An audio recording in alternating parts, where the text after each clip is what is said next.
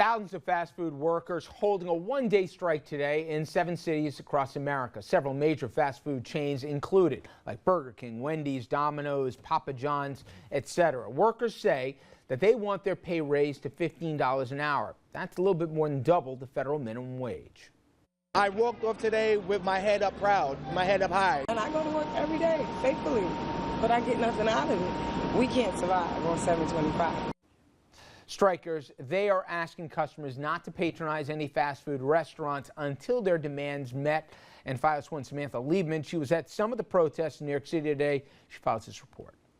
We can't survive on $7.25. That was the cry of fast food workers around the city and in 5 other cities around the country as thousands walked off the job Monday demanding a living wage. It is hard when my rent is going up, milk and bread is almost $5, like everything else is going up. Of over 4 years, have you gotten any raises? I've gotten one raise for 25 cents. For a third time in a year, workers protested in front of several fast food chains. They're calling for a wage of at least $15 an hour. Many say $7.25 isn't enough, especially with children. It's hard because I'm a single parent, you know, there's a lot of single parents that doing it by themselves. I gotta pay bills, I gotta help my dad out because, you know, I live with him. $7.25 is nothing living in New York.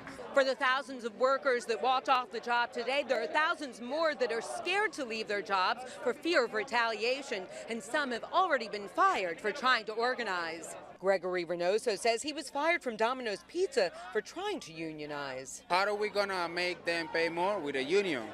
Union is going to make the equality between the workers and Domino's. Domino's told FiOS 1 they paid their workers more than minimum wage. McDonald's referred us to the National Restaurant Association, which said the industry provides a way for these workers to move up to management. Meanwhile, Burger King in a statement said in part, quote, Burger King Corporation and its franchisees support and invest in the thousands of restaurant team members across the system. Burger King restaurants offer compensation and benefits that are consistent with the quick service industry. However, many say the problem is that the industry standard is too low, and they're going to keep staging these walkouts until there is change. In Brooklyn, Samantha Liebman, FiOS 1 News. Now, in and of itself, it's an interesting story, but if you put it in context to some of the conversations we've had nationally at the highest levels in this country in the last week and some of the numbers that have come out, this is part of a broader dialogue in this country. Income inequality. It was highlighted by the president just last week. This growing inequality, not just of result, inequality of opportunity. This growing inequality, it's not just morally wrong, it's bad economics. Because when middle-class families have less to spend, guess what? Businesses have fewer consumers. When wealth concentrates at the very top, it can inflate unstable bubbles that threaten the economy. So the question is, on this issue and on a broader one, will they say, yeah, you know what?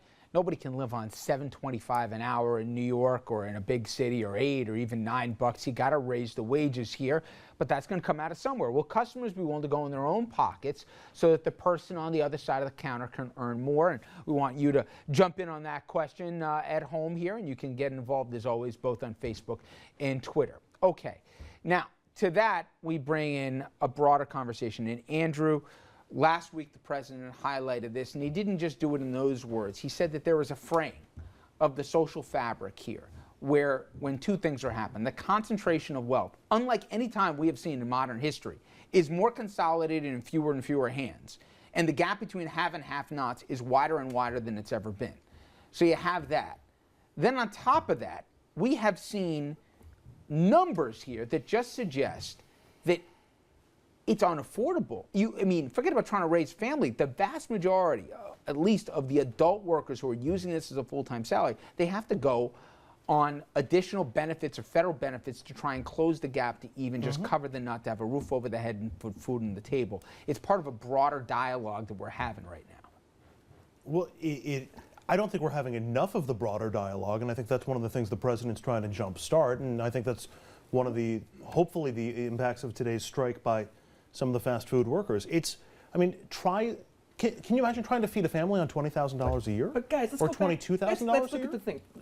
The minimum wage serves many purposes. Okay, if you're talking about grown men and women working a full work week and not being able to survive, God bless them. Let's work and figure out what they can do to be better employed.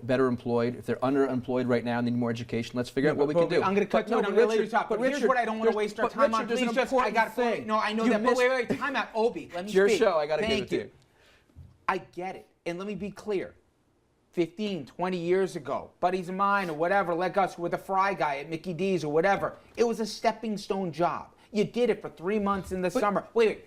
The issue we're talking about today, and the only thing I want to talk about at the table is, who in their right mind, if they were looking at this job for something for 2 or 3 months, would bother with trying to organize or anything else? The fact is, when you listen to these people, Look at her. They're Look at doing her. jobs. She's not doing this full time to put her Okay. wife and kids, The her husband and kids. Look at that. She is not. Obi, look at I'm the not age going to of look these at people. a piece of video and make my whole judgment. If you, But the thing that this we're is hearing the union. is they're looking this at is this. this is the same union that organized I that think gave you're sick being days. really naive Richard, what's going they on got a right 5% raise this year for sick days already, to 5 sick days right now. The cost and the burdens they're doing on small business in this city and across Small this country. business is McDonald's. Well, but who owns them? Franchise.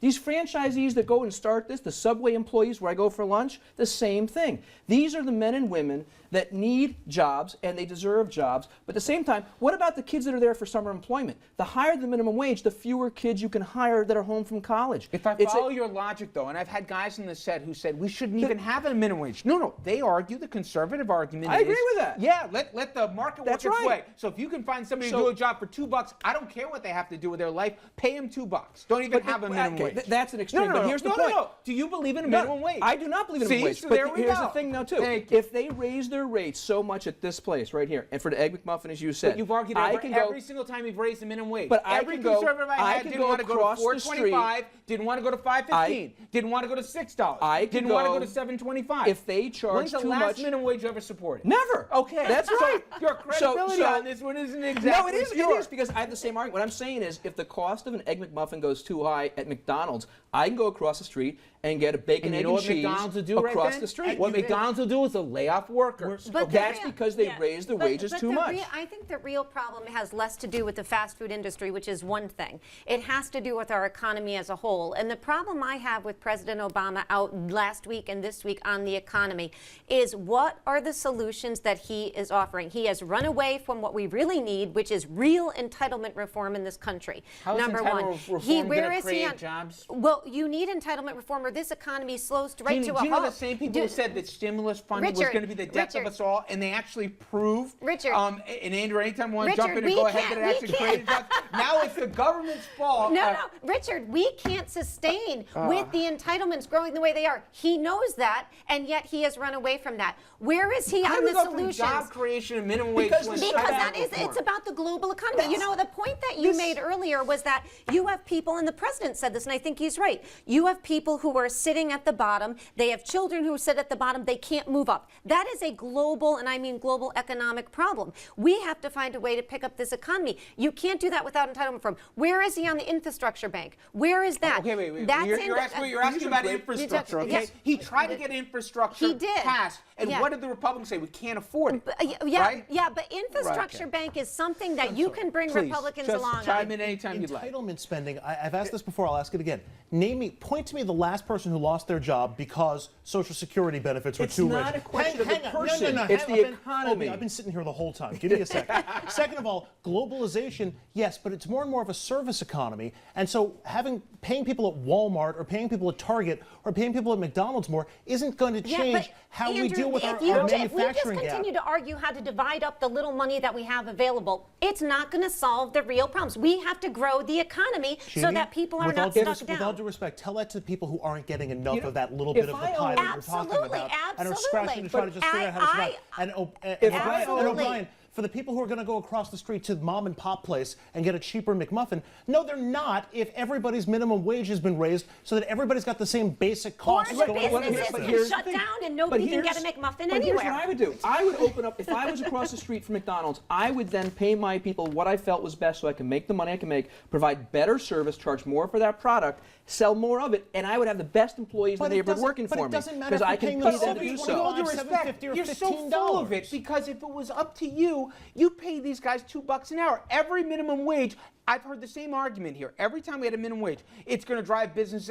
McDonald's is going to McDonald's is going to go bankrupt if we raise the minimum wage to $4.15 an hour. I swear to God, I've had this on this program. $5.50 an hour. Oh my God, we're going to see the golden arches literally come tumbling down. They add more franchises. Then it goes to $6 an hour. So, magically, we stay open. Richard, when I started cutting lawns in Westchester. Oh, here we go with the lawn cutting. I knew this was coming. Oh my when God. I was doing that, and somebody said to me, "I only pay this much to cut your lawn." I said, "No, thank you. I'll use my time for something else and go somewhere else."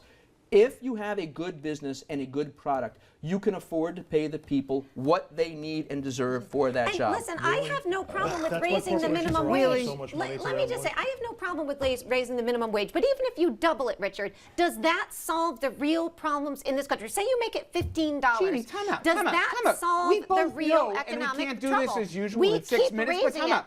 We have, with kids graduating from college right now, where they're going. There used to be we have more college graduates, even on a percentage basis, than at any other time in American history. And what's the problem? There's no factory jobs here. There's no manufacturing in this country because everybody's outsourcing the job to save pennies on the buck here or to save 75 cents of what they pay an American worker, shifting overseas, holding the profits overseas, and not even coming back. So wait a second.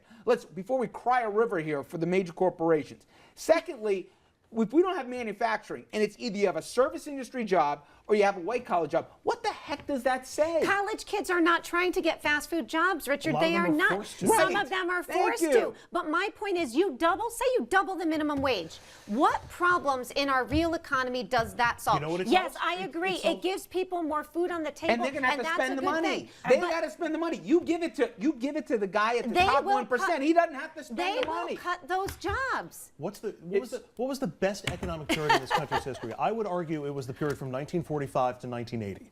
And what did you have then? You had a strong middle class that was expanding. You're saying The 76 to 80 was 70s part of were it? not I'm so saying brilliant. 1945 to 1980. I would cut it off a little further. Yeah, if Me you want too, to cut it yes. off a little further, and that's then fine. you pick it up after Reagan too. That's Don't fine. forget. But what did we have there? We had an expanded middle class that was able to then become a consumer class and buy the products that we were making and, unfortunately, in later years, shipping them overseas. We're going We to need keep going on expand the this. middle class. This one we'll argue in the break about, I'm sure. But when we come back, we're going to go to South America. And that is where the Pope had some comments that really were seismic in many ways. His comments on homosexuality.